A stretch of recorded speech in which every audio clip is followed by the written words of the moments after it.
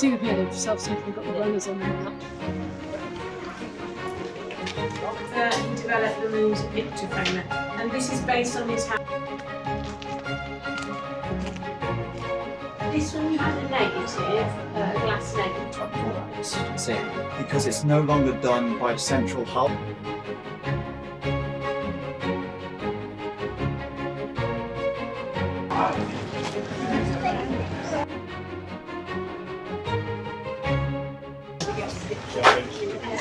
You want to go in?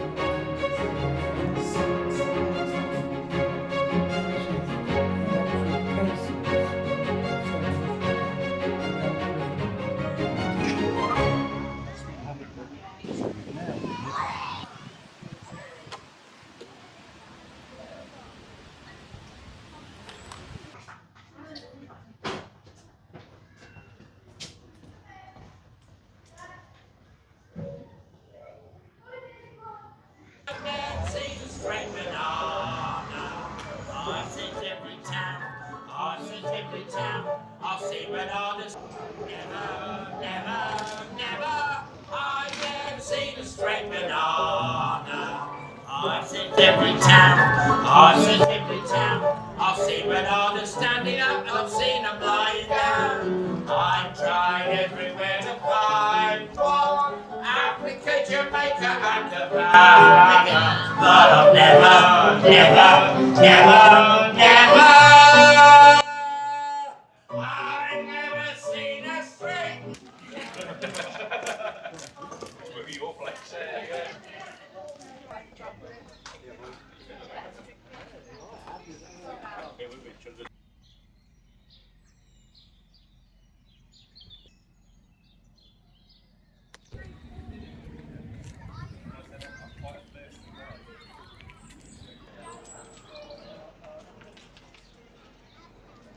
The shops close at 4:30. Okay. But you can still walk around till 5 around the site, but they lock the doors at 4:30. So, hello sir, we don't have many visitors in here anymore because no one wants our money anymore. Hello, are you alright? Yes, just Where are you? Penny's giving me a break in the post. Oh, okay. And It's Good. It's too nice outside though. I want to be outside. I keep sneaking in. Been sitting on this chair, but you're at a certain angle, and by this time your knees are getting a bit aching. Or my line. So I'm sitting on the rail, which is more comfy.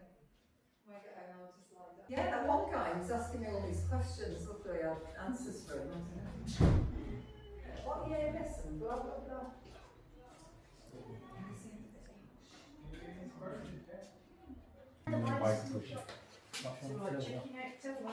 So that's your status symbol. So that's how you'll be showing off that you're doing very well as a business. I think you When we first opened, Blakemore sponsored us, and so they're responsible for a lot of the things on the shelves. As in something like Blakemore, Yeah. people. Yes, so because they sort of sponsored us, because they've been around since Victorian times, so as a nod to them, we called it Blakemore's. But yeah, so they're very much Midland based. They are huge distributors now rather than cash and carry, and also the owners of the spa chain of shop. Fries, Cadbury's, Bobber. See Robertson's, you still get Robertson's to make down here, I think. Yeah. Are you doing it? Yeah. Robertson Streets. Okay.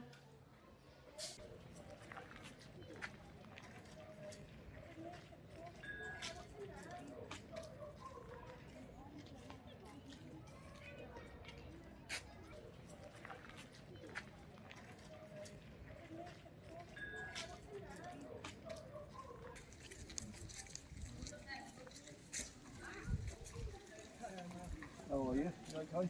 Yeah, things are good actually, yeah. I've been so good.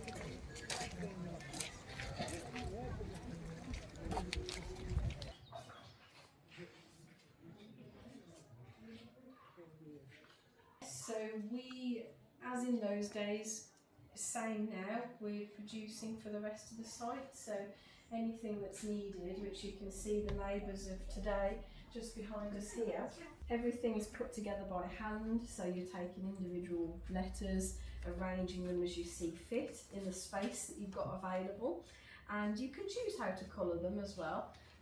As a traditional way of doing things, colour would be more expensive, so if you came in and wanted a poster with 4 colours, you'd be talking top dollar, rather than if you wanted it in black, which was the cheapest and easiest to do.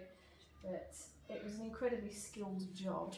As same with everything, a 7-year apprenticeship, but you had to be able to read, so you were talking to quite a small group of people through most of history, and printers were normally always quite an exclusive bunch of folks. Even in the modern age, printers have told me that it was a closed shop. You had to be related to somebody or well spoken for at the very least to come and work in a print outfit.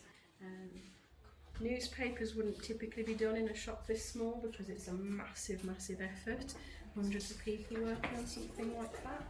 And books were normally done in a place where there was a binders as well. So above our door it says printers stationers, so he was likely selling what you might class as fancy goods, things like ink or paper, to subsidise his income as well.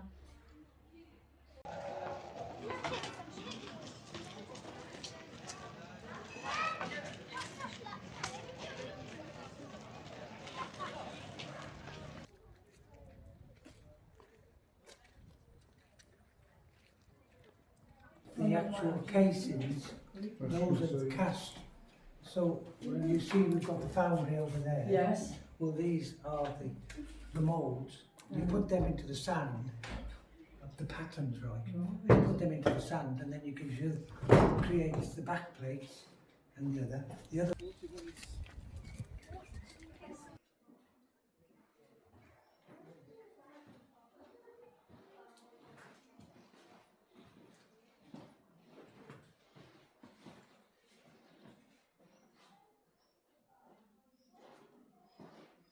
In 1862, the Duke really needed housing for his managers to live in, so he paid the builders to build several of these as tied cottages, which just means if you're a manager working for the Duke, he gives you a wage for that manager's job.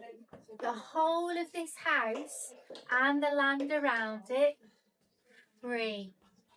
Big perk of the job. But if you lose your job, you lose living what was a lower middle class lifestyle. Living standards really high compared to what most of us were having to put up with living life.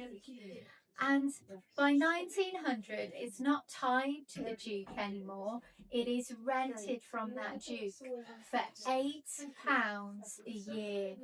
You could afford that rent if you were again a manager. And William Martin was the man who could afford it, because by the time he became a man, he was the owner of a building company, earning £80 to £120 every year. So he could afford £8 a year in rent paid to the Duke of Sutherland. And William lived here with his wife, and they had 5 children together, 3 sons and 2 daughters. And also William's widowed mother lived with them too. So that was your family of 8. And William Martin, he didn't stop at being the owner of a building company. He also set up a family-run grocery shop in the last room of this family home. The house itself has been moved to be here, brick by numbered brick. So in the 1980s, they needed to widen the road where this stood, so it got in the way. It would have just been demolished, but instead, the local Telford and Wrekin Council got together with Ironbridge Gorge Museum Trust to save it, and it came here brick by numbered brick, like a giant Lego set, in the vintage year of 1985.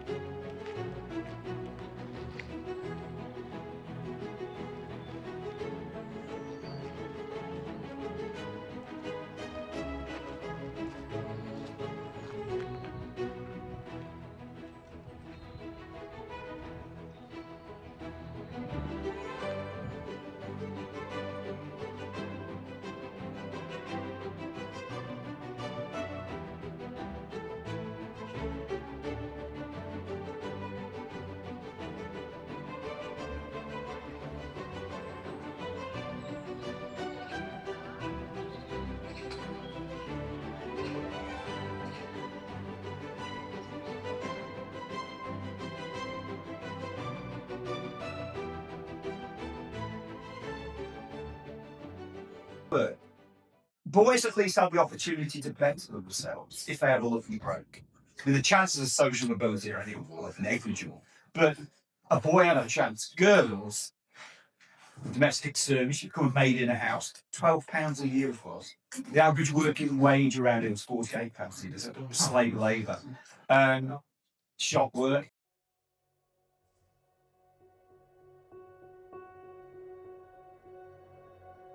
Nice quiet as you time before.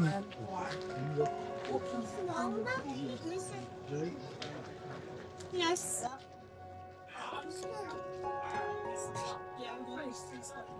I'm conscious of the faces around there. That's it.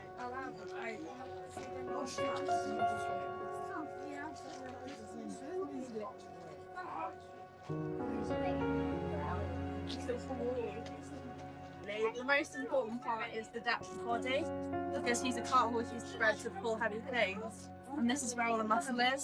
So you want your depth of body to be equivalent to the length of the leg, but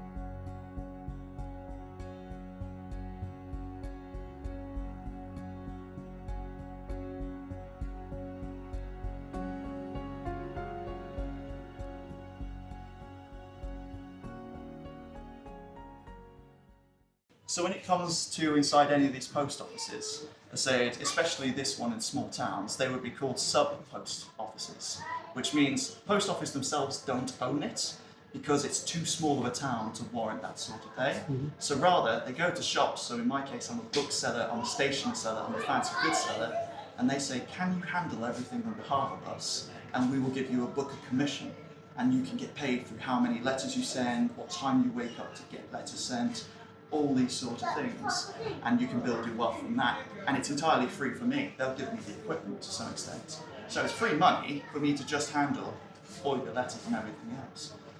So a nice and easy addition said to my business. Cornwall, you could be all the way up to Aberdeen. Said this will get there in 24 hours. Said because it's no longer done by the central hub like most modern is done. So it's done by just local movements of train sortings and your local post office. So in the entire way, somebody will know where it needs to get delivered. So they'll know from the post office that it will show up. Let's say it's at Bristol. Say, and then from Bristol, they know, oh, it has to go through Birmingham Station, goes through Birmingham Station, has to go through up to Yorkshire, they'll know which platform, they'll know which area, until eventually you get so close to Aberdeen, you get all the natives, let's say, of the Aberdeen area, and they're thinking, oh, I know that street, oh, I know that side of town, I know which post office it needs to go to, and they can drop it off with them, and then they'll even know, that's Kevin's route, I'll give it to Kevin, and sort it out from there.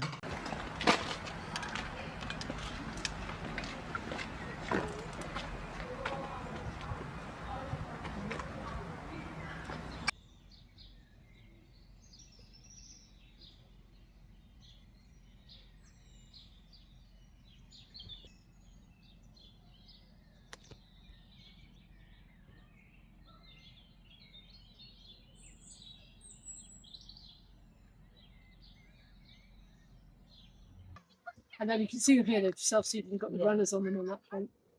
But part of that is that they'll go around the edges because this cottage doesn't have any guttering or anything like that. So it literally has a water platform. You can just see this lightness rain as a soakaway so that when it does rain, we can, hence why all the paths at the bottom grow very well. So squatters means it was built on somebody else's land. Oh, right. It's exactly that. So the family themselves were clay miners. So they worked for the Earl of Craven in his clay mine. So they came to England in the 1840s from Ireland, and they built themselves their cottage.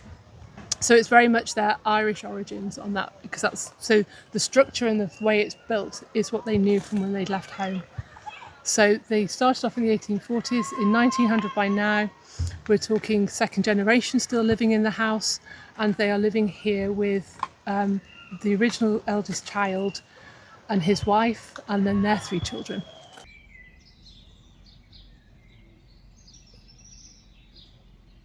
far end we've got 2 rooms, because at the far end of the bedroom, this end we've got like the living space and the kitchen, and then this bit here that's very low to the ground is actually underground. It's dug down into the hole, so it would be like your pantry, your scullery, your storage space. But because it goes into the ground, it's cool to keep it, on that hole, on that basis.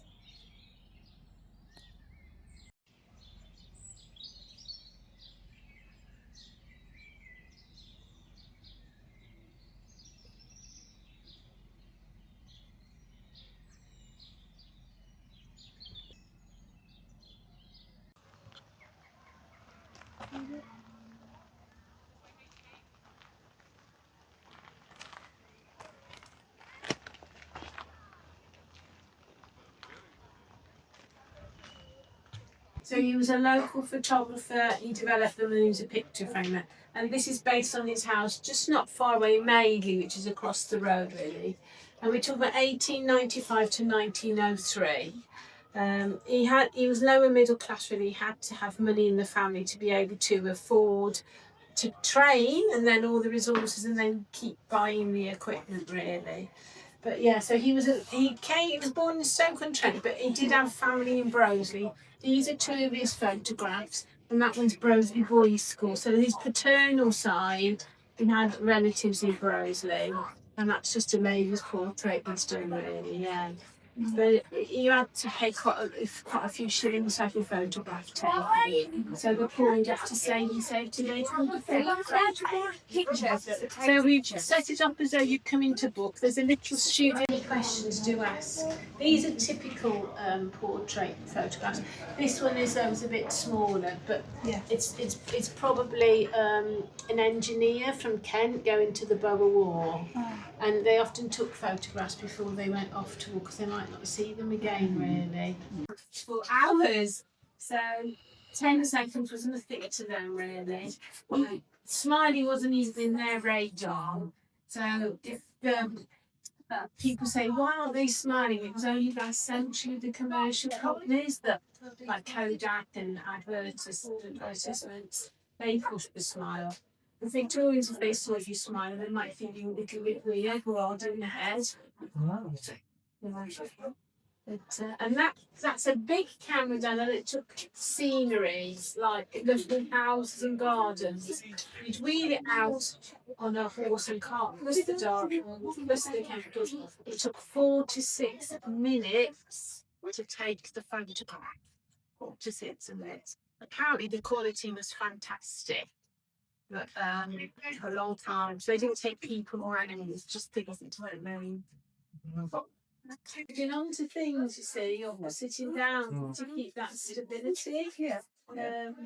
Children were a problem, of course, especially the little ones. So it was all legal to go to the chemist to buy laudanum, which is a mixture of opium and alcohol.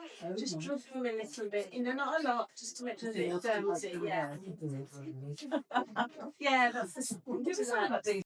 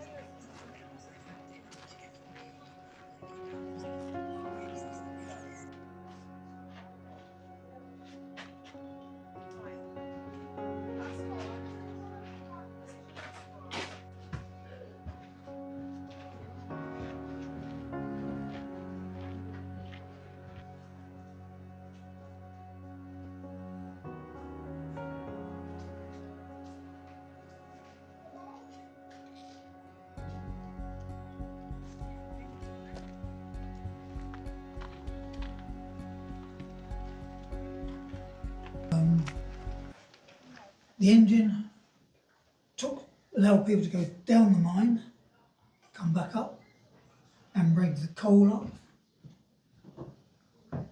from underground. And the man in here controlled the engine. So men went down at the start of the day, about 6:30 in the morning, spent 12 hours underground, came back up at the end of the day, and this engine brought them back up.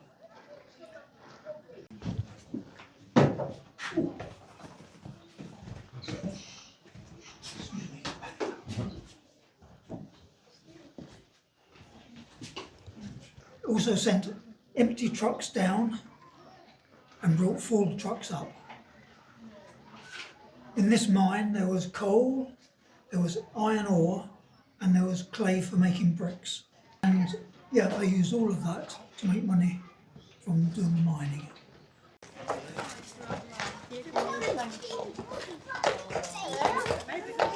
Ponies like Tom, who are a lot smaller, can live into their 40s. But back in Victorian times, George would very rarely make it to about the age of 15. And that was obviously down to the amount of work they were doing. Veterinary care was very different, and life in general was very different. So they had it very, very hard. Yeah, the best.